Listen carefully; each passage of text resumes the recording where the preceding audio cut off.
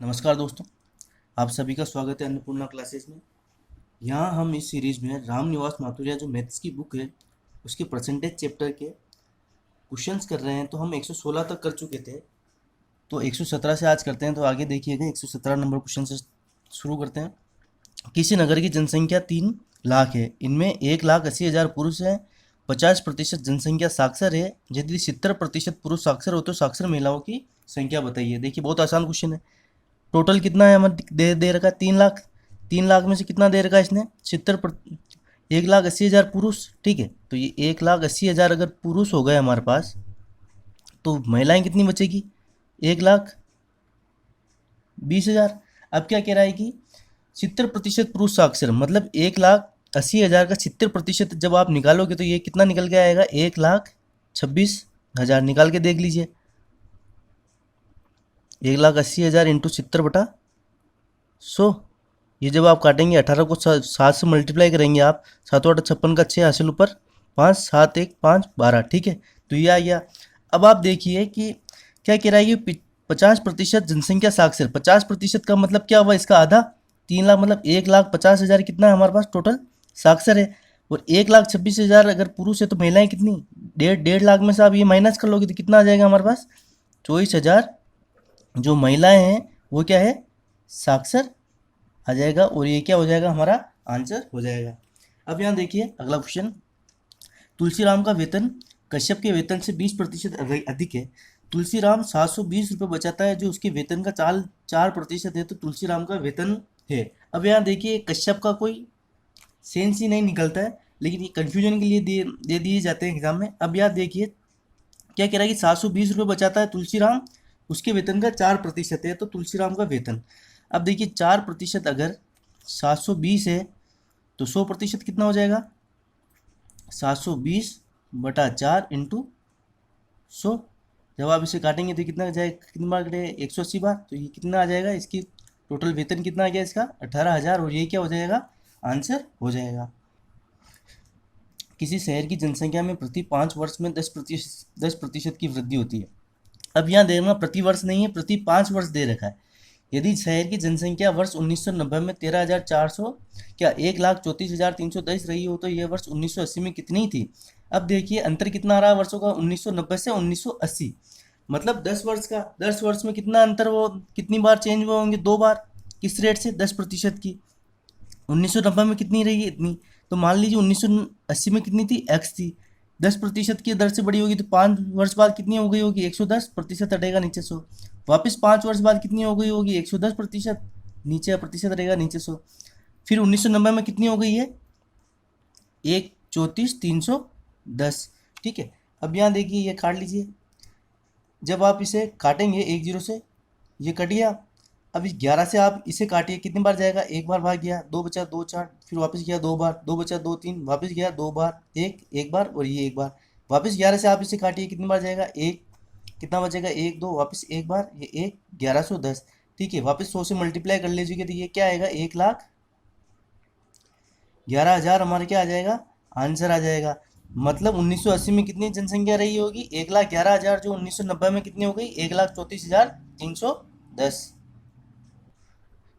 नमक तथा पानी के एक विलयन में भार के आधार पर 12% नमक की मात्रा है। ठीक है, मतलब 100 है, 100 में से क्या है 12 तो क्या है नमक, और बचा कितना 88 क्या है पानी। ठीक, आगे चलते हैं। विलयन में 25 केजी पानी वाष्पित करने के पश्चात नमक की सांद्रता 22% ही हो जाती है। तो आरंभ में विलयन का भार क्या था। इसे देखिए, इसे हम एवरेज की तरह सोल्व करेंगे, आसानी से क्वेश्चन सोल्व हो जाएगा। पहले क्या दे रखा है, मतलब देखिए इसको आप x मान लीजिए, दोनों x हैं, तो 12x/80x, ये क्या हो जाएगा हमारे पास नमक और पानी का अनुपात। अब क्या कह रहा है कि 25 केजी पानी वाष्पित, मतलब ये पानी में से कम हुआ है ना 25%, और बाद में क्या कह रहा है कि वो फिर नमक बाद में क्या रह जाता है 22%, मतलब 22% अगर नमक रह जाता है तो पानी कितना रहा होगा 78%। 100 है ना टोटल, तो ठीक है, तो यहाँ रेशियो क्या आ जाएगा हमारे पास 22/78। यहाँ देखिए ऊपर नमक नमक और नीचे पानी पानी का रेशियो। अब देखिए यहाँ से आप x की वैल्यू निकालिए, ये कितने, इसको पहले काट लीजिए, कितने बार गया 11 बार, और ये 39। 39 को जब आप 12x से मल्टीप्लाई करेंगे तो ये कितना आ जाएगा हमारे पास 468x। और जब 11 को इससे मल्टीप्लाई करेंगे तो कितना आएगा, 880 एक बार और 88 एक बार, 8 16 6 हासिल पर एक 968 एक्स, और 25 को 11 से मल्टीप्लाई करेंगे तो कितना आ जाएगा, 275। ठीक है, अब यहाँ देखिए 275 इधर जाएगा और ये इधर जाएगा, तो एक्स की वैल्यू क्या आएगी हमारे पास यहाँ, 275 बटा 500। 968 में से 400 से जाएगा तो कितने में आ जाएगा, 500। 25 से काट दीजिए, क्या है, 11/20। अब देखिए, अब उसने हमें क्वेश्चन में क्या पूछ रखा है, तो आरंभ में विलयन का व्यवहार क्या था, आरंभ में क्या था, 12x और 28x, टोटल कितना, 100x था ना, ये 100x था, तो हमें क्या निकालना है, 100x। तो 100 से जब आप एक्स की वैल्यू को मल्टीप्लाई करा दोगे, ठीक है, 100x क्या हो जाएगा हमारे पास, 100 इंटू 11/20, ये कितना बार, 5 बार कटा, तो टोटल कितना आ जाएगा, मतलब 55 kg। मतलब स्टार्टिंग में क्या वैल्यू थी इसकी, 55 kg इसकी वैल्यू थी। 50 kg शीशे व टीन के मिश्रण में 60% शीशा है। अब देखिए 50 kg टोटल है, इसमें क्या है, शीशा कितना आ रहा है हमारे पास, 60%, मतलब 50 का 60% कितना, 30 तो शीशा और 20 कितना टिन रहा होगा। इस मिश्रण में कितना शीशा और मिला है, मतलब कितना शीशा और डाले कि मिश्रण पर 75% शीशा हो जाए, मतलब कितना प्रतिशत और डालें कि 75% हो जाए। लेकिन देखिए यहाँ शीशा फिक्स ही है, अगर ये 75 होगा मिलाने के बाद तो ये कितना होगा, 25% होगा ना। तो 25% अगर हमारे पास 20 है तो हम 100% निकाल लेते हैं। ठीक है, तो ये मिलाने के बाद की टोटल वैल्यू आ जाएगी हमारे पास, तो 20/25 इंटू 100, इसे काटोगे तो कितने बार, 4 बार, मतलब मिलाने के बाद टोटल वैल्यू कितनी आ रही, 80। पहले 50 था तो अब कितना, 30 ही मिलाया होगा ना। ठीक है, 30 मिलाया होगा तो टोटल कितना हो गया होगा, 80 हो गया होगा। मतलब शीशा कितना और मिलाया हमने, 30 kg शीशा और मिलाया, तो हमारा आंसर क्या हो जाएगा, 30 kg। ठीक है, और ये क्या हो जाएगा हमारा आंसर। अगले क्वेश्चन में चलते हैं। नरेश की मासिक आमदनी रघु की मासिक आमदनी से 30% अधिक है। ठीक है, यहाँ लिख लीजिए, ये नरेश, ये रघु और ये विशाल। ये क्या कह रहा है कि नरेश की मासिक आमदनी रघु की मासिक आमदनी से 30% अधिक, मतलब जहाँ रघु की 100 है तो नरेश की कितनी है, 130। अगली लाइन में देखिए, रघु की मासिक आमदनी विशाल से 20% कम है, मतलब विशाल की कितनी है, 20% कम है इसकी, मतलब इसकी 125 रही होगी ना। देख लीजिए आप, अगर 80%, अगर 100 है तो 100% कितना होगा, 100/80 इंटू 100, इसे आप काटेंगे तो 5 और 4, 4 से काटेंगे तो 25 आ गया, 125। मतलब अगर 80% 100 है तो कह रहा है ना कि 20% कम, मतलब 100% ये है तो ये कितना है, 80%। अब आप ये देखिए, ये क्या कह रहा है कि यदि नरेश विशाल की आमदनी का अंतर 800 है, मतलब नरेश और विशाल, यहाँ अंतर कितना आ रहा है हमारे पास, 5 का, और ये कितना कह रहा है, 800, मतलब 500 हमारे पास क्या है, 800 है। तो हमें क्या पूछा उसने, रघु की मासिक आमदनी 100 पूछा है ना, अगर 5 800 है तो 100 क्या हो जाएगा, 800/5 इंटू 100। आप इसे काटेंगे तो ये कितनी बार जाएगा, 20 बार कटेगा, 8 दूनी 16 और ये 3 जीरो, मतलब क्या है इसका आंसर आया, 16,000 इसकी मासिक आमदनी है, किसकी, रघु की। 121 नंबर क्वेश्चन हमारा छूट गया था तो अब कर लेते हैं। चीनी के मूल्य में पहले 20% की वृद्धि और फिर 10% की कमी की गई। अब देखिए, इसके लिए मैंने आपको बताया था कि जब भी एक चीज़ बढ़ रही हो और एक चीज़ कम हो रही हो ना, तो उसके बीच में प्रतिशत अंतर निकालने के लिए हम ये फॉर्मूला यूज़ लेते हैं। ठीक है, तो कितना, पहले 20 की वृद्धि मतलब प्लस का 20, 10 की कमी मतलब 10 का 10, और फिर इन दोनों को मल्टीप्लाई करेंगे तो माइनस का 200/100, तो ये कितना आ जाएगा, 8% की क्या हो रही है हमारे पास, वृद्धि हो रही है। मतलब कोई क्या हो रहा है हमारे पास, 100 हमारा कितना हो रहा है, 108।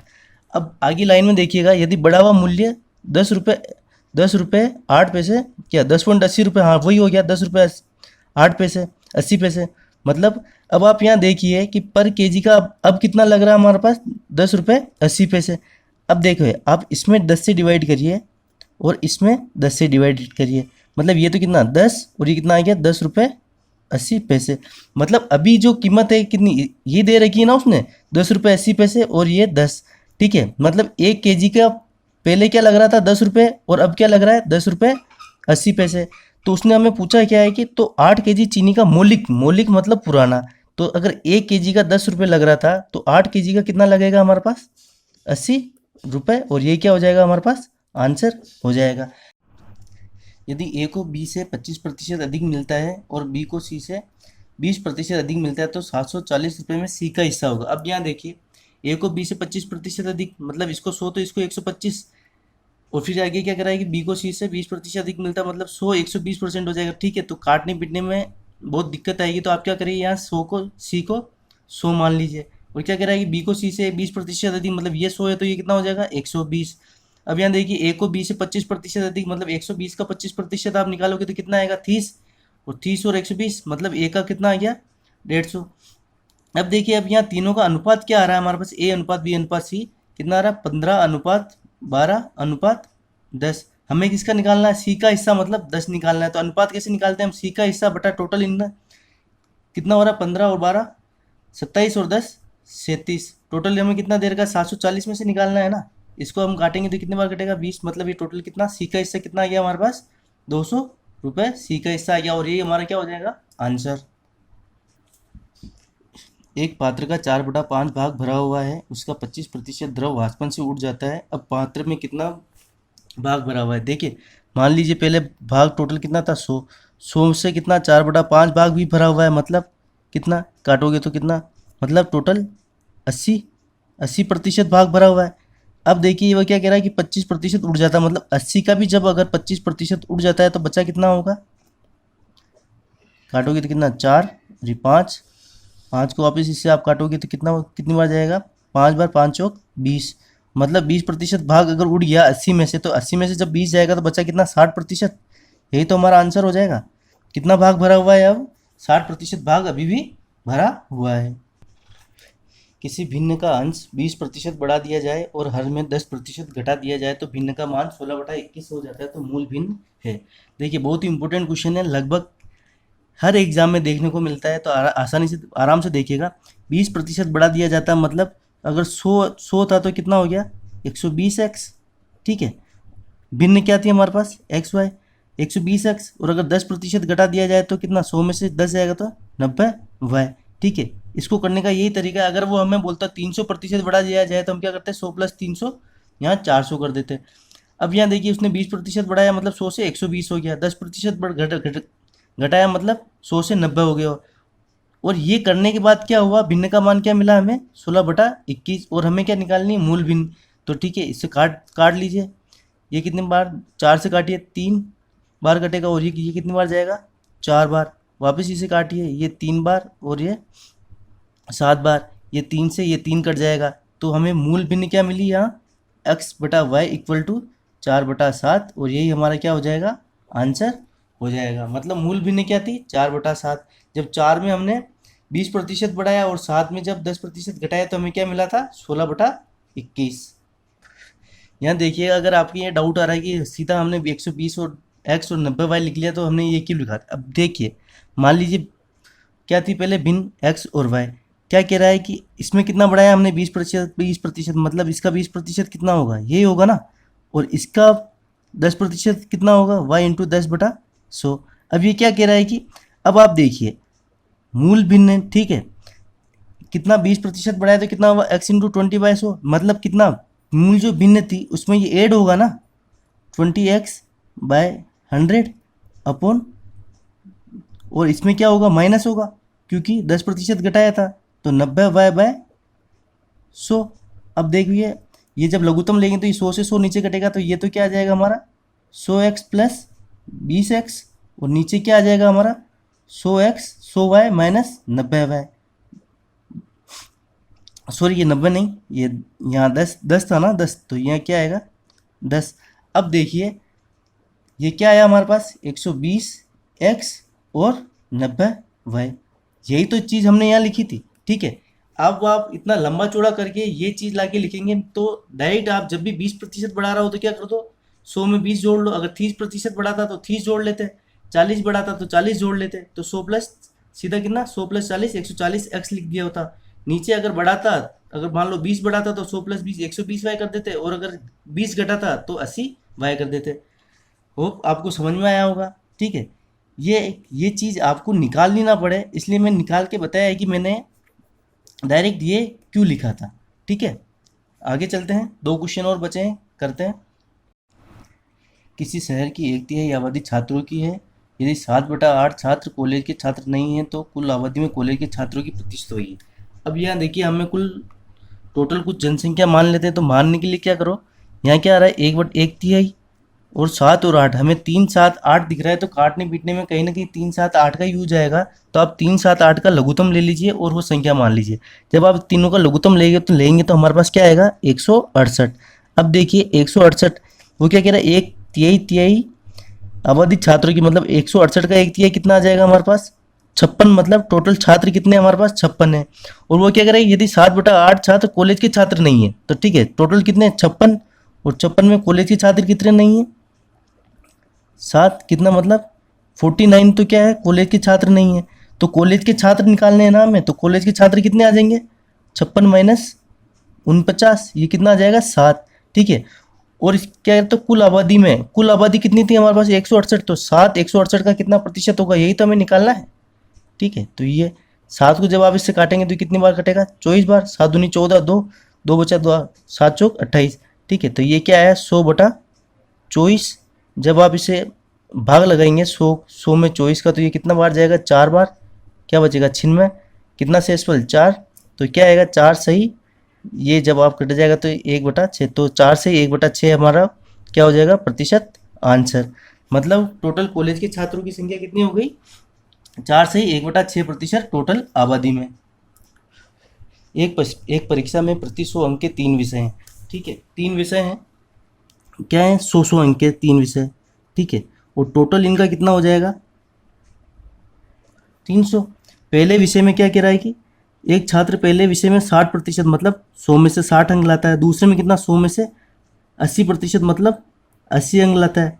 तीसरे का हमें निकालना है, और वो तीनों को मिला के कितना दे देगा 70%, मतलब 300 का 70% कितना आ जाएगा 210। और उसने हमें ये पूछा है, तो ठीक है इन दोनों को जोड़ लीजिए, कितना 140, 210 में से 140 घटा दिए कितना आएगा 70, ठीक है। तो 70 नंबर या 70% आप बोल सकते हैं, और यही हमारा क्या हो जाएगा आंसर, ठीक है 70%।